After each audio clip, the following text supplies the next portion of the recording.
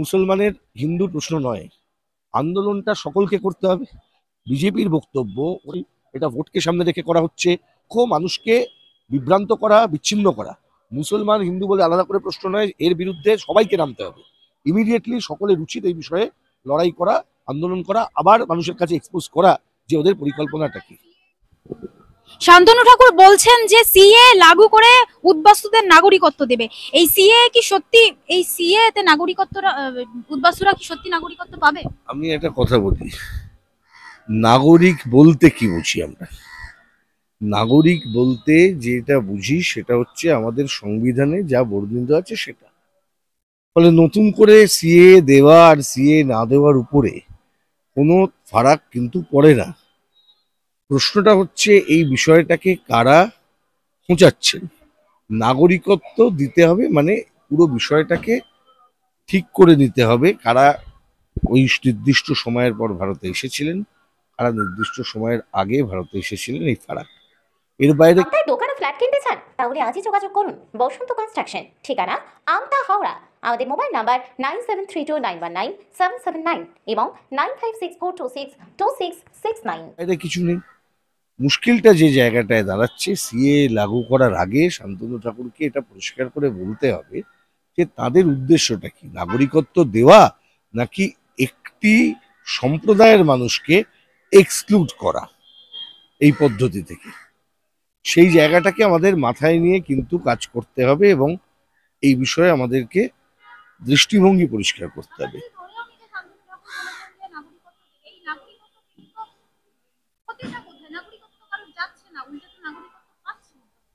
যাচ্ছে না পাচ্ছে মানে না গেলে কে পাচ্ছে? যদি নাগরিকত্ব থাকতোই তাহলে নতুন করে দেবার কি আছে? আর যদি নাগরিকত্ব থাকে তাহলে নতুন করে এটাকে খোঁচানোর কি মানে দাঁড়ায়? আমি আপনাকে একটা প্রশ্ন করি, যে ধরুন এখানে 100 জন লোক আছে, তাদের প্রত্যেকের একটা কমন পরিচয়, তারা ভারতের ভোটার, তারা ভারতে আছেন, তারা নির্দিষ্ট সময়ে ভারতে এসেছেন, ভারতে রয়েছেন। আপনি কিভাবে এটাকে নির্দিষ্ট করবেন কবে তিনি এসেছেন, কোথা থেকে তিনি এসেছেন? বার্থ রেজিস্ট্রেশন, ডেথ রেজিস্ট্রেশন, বাবার দলিল, তার বাবার দলিল, এটাকে নির্দিষ্ট করার প্রক্রিয়া কি খুব সহজ? পানেশ্বর মশলা। পানেশ্বর মশলা, শুদ্ধ খান, সুস্থ থাকুন, পানেশ্বর মশলা সঙ্গে রাখুন। কাগজ খুঁজে পাওয়ার প্রক্রিয়াটা তো সহজ নয়। তাহলে আপনাকে এক্ষেত্রে কোন অ্যাপ্রোচ অ্যাডপ্ট করতে হবে? সংবিধান কি বলছে? সংবিধান বলছে যে সবাই। এবার দ্বিতীয় প্রশ্নে আসুন, বিতর্কের কারণটা কি? বিতর্কের কারণ হচ্ছে এমন একটা আইন তৈরি করলো বিজেপি সরকার, সেই আইনে নির্দিষ্ট কয়েকটি ধর্মের মানুষকে বলল যে এদের জন্য এটা হবে, কিন্তু নির্দিষ্ট একটি ধর্ম এবং নির্দিষ্ট কতগুলো দেশকে বাদ রাখা হলো। যখন আমরা দেখলাম যে সিটিজেনশিপ অ্যামেন্ডমেন্ট অ্যাক্ট যখন তারা পাশ করলেন, সেখানে এটা করা হলো। তাহলে এই যে exclusive method, excluding a particular religion from the scope, সেই বিষয়টাই কিন্তু আমাদের সংবিধান বহির্ভূত, সংবিধান বিরোধী। আমরা ইনক্লুসিভ অ্যাপ্রোচে আমাদের সংবিধানকে নিয়ে আমরা চলি। বিশেষ করে যখন আজকে ওয়ার্ল্ড কমিটি যেটা আছে সেখানে তখন এক্সপেক্টেড যে কোনো মানুষ কখনো স্টেটলেস হতে পারেন না। ইটস ডিউটি অফ ইন্ডিয়া যে একটা মানুষের যদি এই বিষয়ে না থাকে তাকে দেশের বাইরে পাঠিয়ে দেবো, এইরকম একটা অ্যাপ্রোচ ইন্ডিয়ান অ্যাপ্রোচ হতে পারে না। ইন্ডিয়ান জুরিসপ্রুডেন্স, ইন্ডিয়ান কনস্টিটিউশন তাকে সমর্থন করে না।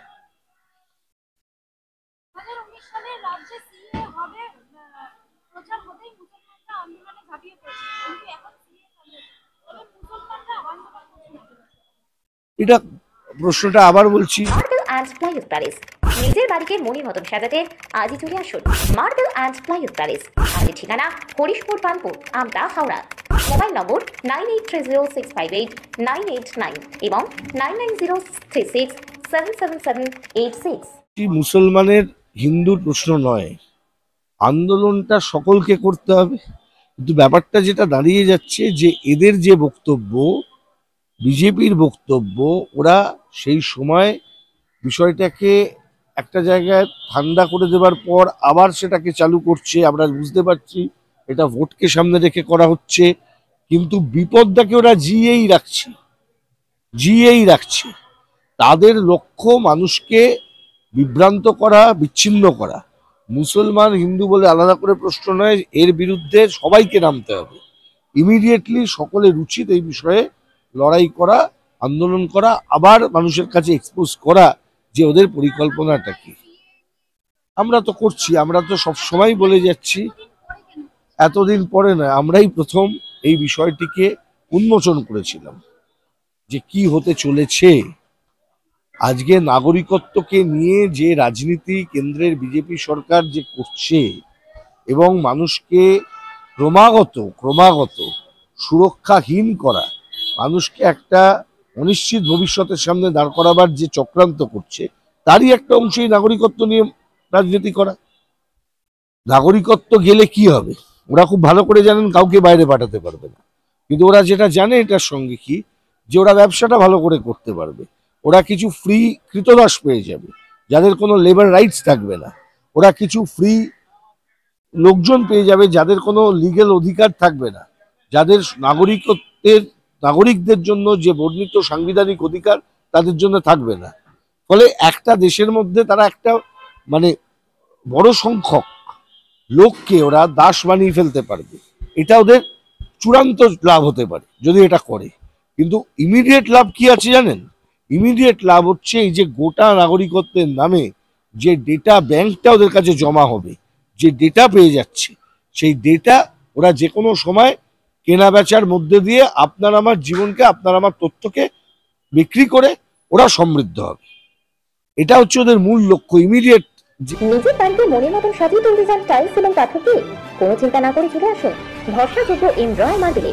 আমাদের ঠিকানা রানীহাটি, আমতা রোড, বেলতলা, হাওড়া। নম্বর 9679481663। যে অবজেক্টিভ এই কাজটা করবার জন্য, এটার সঙ্গে যুক্ত আছে আরো একটি আইনের কথা, যেটা ডেটা প্রোটেকশন আইনের কথা আমরা বলছি সেখানে। কারণ আমাদের প্রত্যেকটা মানুষ বা আমাদের যে জনসংখ্যা, এটা হচ্ছে পৃথিবীর সবচাইতে লুক্রেটিভ ডেটা, যেটা যে কোনো, এটা এর চেয়ে বড় তো আর সংগ্রহ করার কিছু নেই। আপনি একসাথে মানুষের সব ডেটা পেয়ে যাচ্ছেন, অন্যভাবে সংগ্রহ হয়েছে তো। এবং আনফর্চুনেটলি পশ্চিমবঙ্গের মুখ্যমন্ত্রী, যিনি বড় বড় লেকচার দেন, তিনি করিয়েছেন। যে কারণে আমরা বলছি যে মমতা ব্যানার্জি বিজেপির হয়ে কথা বলছেন। এই যে তথ্যগুলো উনি সংগ্রহ করেছেন প্রত্যেকটা জায়গাতে, পৌরসভাগুলোর মধ্যে দিয়ে, নৈহাটিতে, অন্যান্য জায়গায় যে তথ্যগুলো মানুষের কাছ থেকে গ্যাদার করেছেন, প্রত্যেকটা কাজের ক্ষেত্রে পৌরসভাগুলোকে ব্যবহার করা হয়েছিল। তারা গিয়ে মানুষের বাড়ি বাড়ি গিয়ে তথ্য সংগ্রহ করেছে। এই তথ্য কোথায় গেল? কি পারপাসে পুরসভার লাগবে? যে কে কোথা থেকে এসছেন, কবে এসছেন, একটা পুরসভার কাজ নাগরিকদের যে সারণী সেটা মেনটেন করা। এখানে প্রশ্ন। আরো একটা জায়গা খুব গুরুত্বপূর্ণ, সেটা হচ্ছে বলার দরকার যে এর সাথে যুক্ত রয়ে যাচ্ছে আমাদের বাংলার যে এত বড় সীমান্ত, তার যে নিয়ন্ত্রণ। ইতিমধ্যে 15 কিলোমিটার যেটা বিএসএফ এর আওতাধীন ছিল, 50 কিলোমিটার হয়ে গেছে, without any resistance from state government. State গভর্নমেন্টের উচিত ছিল সেখানে রেজিস্ট করা, তারা সেটা করেননি।